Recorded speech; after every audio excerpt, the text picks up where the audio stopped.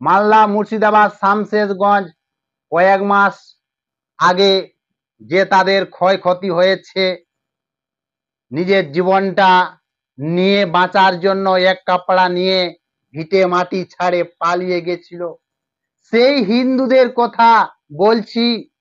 সেই হিন্দুরাকে ধুলিয়ানে হিন্দুরাকে পশু কাটা ছুরি দিয়ে কুপিয়ে কুপিয়ে খুন হতে হয়েছে।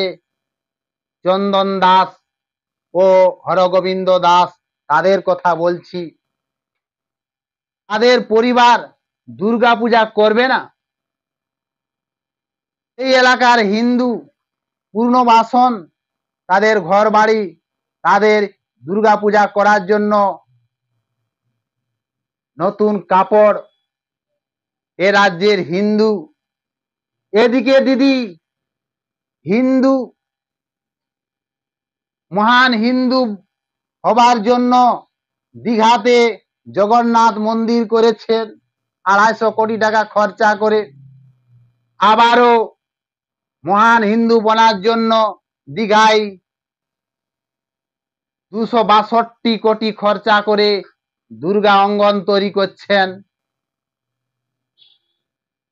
দিদি কিনা মহা হিন্দু, কিন্তু মালদা মুর্শিদাবাদ শামশেরগঞ্জ কয়েক মাস আগে যে তাদের ক্ষয়ক্ষতি হয়েছে, এই দুর্গা পূজা করবে কি করবে না, তারা খাবে কি খাবে না, তাদের ছেলে মেয়েকে নতুন কাপড় কানি কিনবে কি কিনবে না।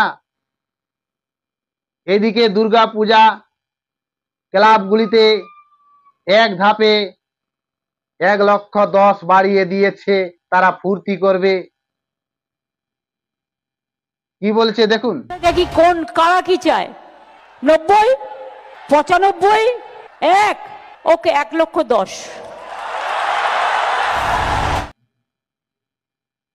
কিন্তু সেই যে শামশেরগঞ্জের হিন্দুরা, তাদের ক্ষয়ক্ষতি, তাদের পুনর্বাসন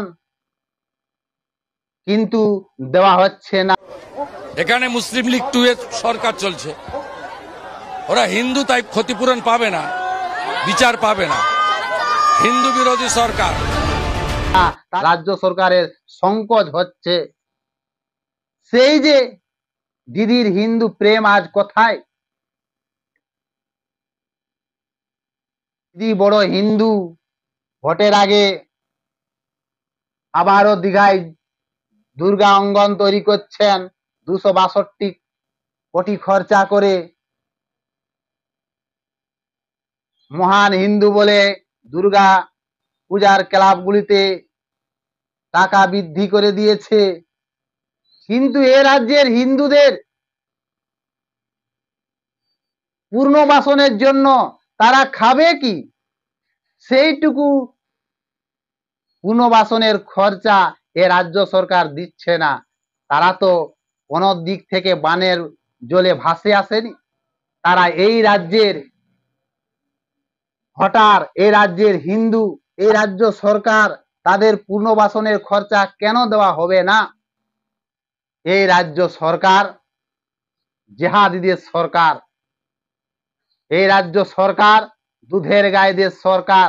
আর দুধের গাইকে কাজে লাগিয়েই তো সেই মালদা মুর্শিদাবাদ মহেশতলা ধুলিয়ান শামশেরগঞ্জে, যেখানে হিন্দুকে পশু কাটা ছুরি দিয়ে কুপিয়ে কুপিয়ে খুন হতে হয়েছে।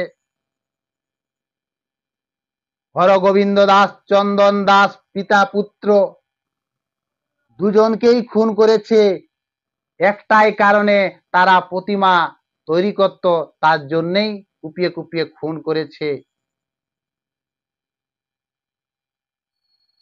কিন্তু তাদের পরিবারকে এই রাজ্য সরকার তাদের ক্ষতিপূরণ দেয়নি, পুনর্বাসনের জন্য খরচা দেয়নি। কেন দেয়নি, এটারও ব্যাপার আছে।